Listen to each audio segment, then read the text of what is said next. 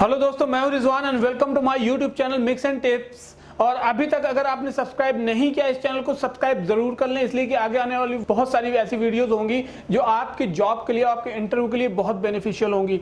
और आज हम सैलरी डिस्कशन के बारे में बात करेंगे कि जिस टाइम पे आप इंटरव्यू देते हैं और आपका जो सैलरी का पार्ट होता है तो उस टाइम पे आपको क्या सैलरी बतानी चाहिए और सैलरी आपकी क्या होनी चाहिए और आपको कैसे कंपेयर करना है कि आपको सैलरी एक्सपेक्टेशन कितनी बतानी चाहिए। आज हम इसी के बारे में बात करेंगे। दोस्तों, इस चैनल को देखते रहिए और सब्सक्राइब नहीं किया सब्सक्राइब जरूर कर लें, आगे आने वाली वीडियोस की नोटिफिकेशन आपको मिलती रहेगी। तो चलिए देखते हैं हम कि किस तरह से हमें अपनी सैलरी एक्सपेक्टेशन रखनी चाहिए।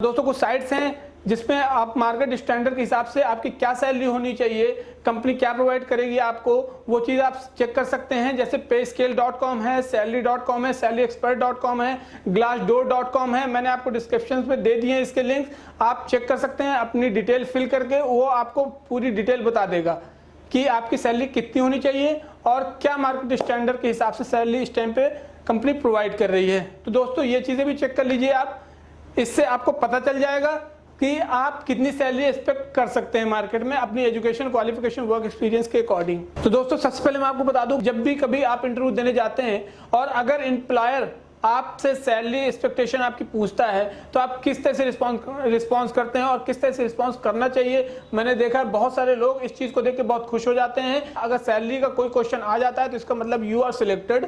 तो दोस्तों, मैं आपको बता दूं कि ऐसा कुछ भी नहीं है कि अगर सैलरी एक्सपेक्टेशन आपसे पूछी गई तो आप खुश हो जाएं, एक्साइटेड हो जाएं, उसके बाद में एक्साइटेड होके इतनी ज़्यादा सैलरी बता दें कि इंटरव्यूअर आपसे कोई आगे क्वेश्चन ही ना कर पाए, ना ही नेगोशिएट कर पाए। तो फर्स्ट थिंग, कभी भी आप अपनी एक्सपेक्टेशन पहले ना बताएं।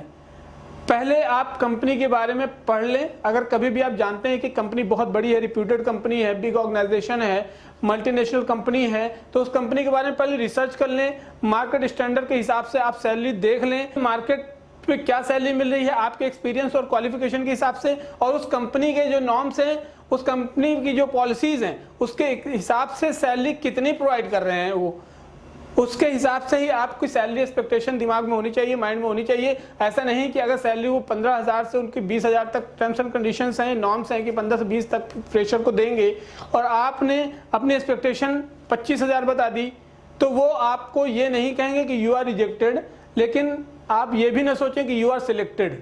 बहुत सारे ऐसे आंसर्स होते हैं जो नेगेटिव इंप्रेशन डालते हैं आपके एम्प्लॉयर पे और वो आपको जज कर लेता है कि आप सिर्फ यहाँ पे पैसे के लिए आए, ना कि आप जॉब के लिए।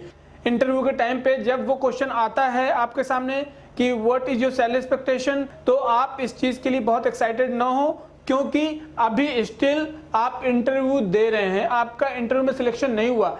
कभी भी इस तरह के क्वेश्चन आते हैं तो बहुत सारे कैंडिडेट्स मैंने देखे हैं कि वो खुश हो जाते हैं, बहुत ज़्यादा एक्साइटेड हो जाते हैं, बहुत ज़्यादा हैप्पी हो जाते हैं कि मेरा सिलेक्शन हो गया। उसके बाद उनको लगता है कि मैं अपनी सैलरी एक्सपेक्टेशन रख सकता हूं कुछ भी और जो कंपनी है उसको एक्सेप्ट करना पड़ेगा। तो ऐसा कुछ भी नहीं है दोस्तों, वो सिर्फ आपको चेक करना चाह रहे हैं कि आपकी सैलरी की डिमांड कितनी है और आप किस तरह से रिस्पॉन्स करते हैं उस क्वेश्चन का।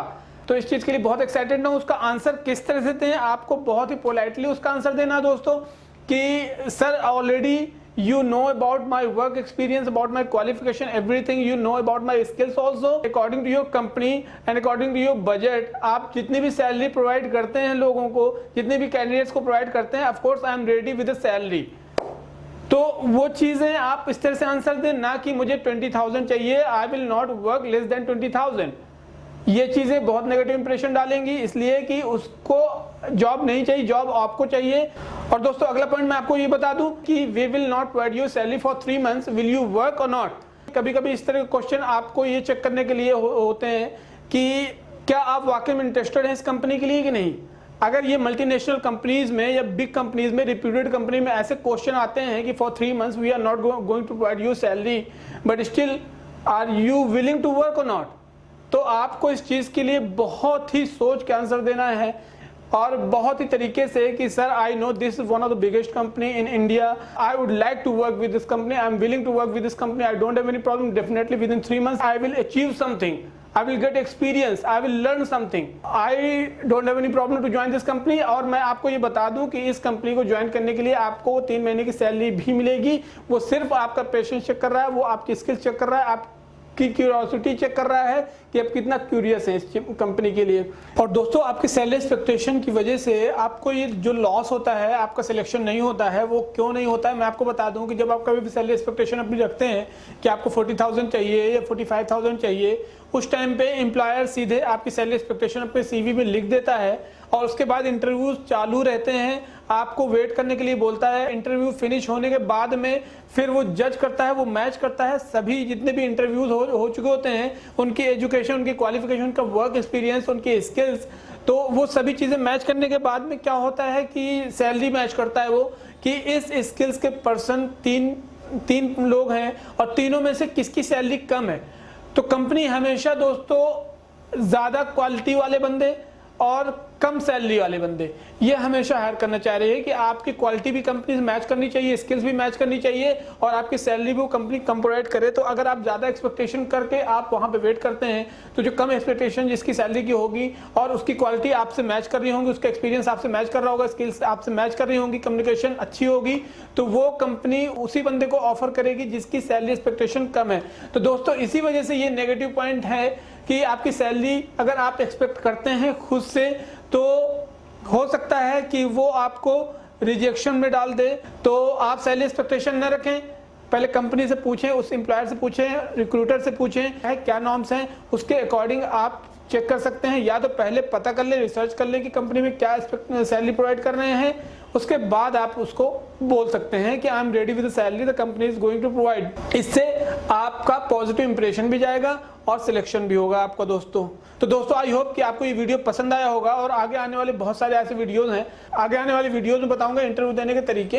तो दोस्तों चलिए मिलते हैं नेक्स्ट वीडियो में, तब तक के लिए टेक केयर। और दोस्तों इस पे आप कोई भी क्वेश्चन करना चाह रहे हैं तो आप कमेंट बॉक्स में क्वेश्चन कर सकते हैं, मैं आपको आंसर दूंगा। किसी भी तरीके के इंटरव्यू से, जॉब से रिलेटेड या इंटरनेशनल रिक्रूटमेंट, मार्केट से रिलेटेड या डोमेस्टिक रिक्रूटमेंट, किसी भी तरीके का क्वेश्चन है तो आप कमेंट बॉक्स में लिखिए, उस पर मैं आपको आंसर करूंगा।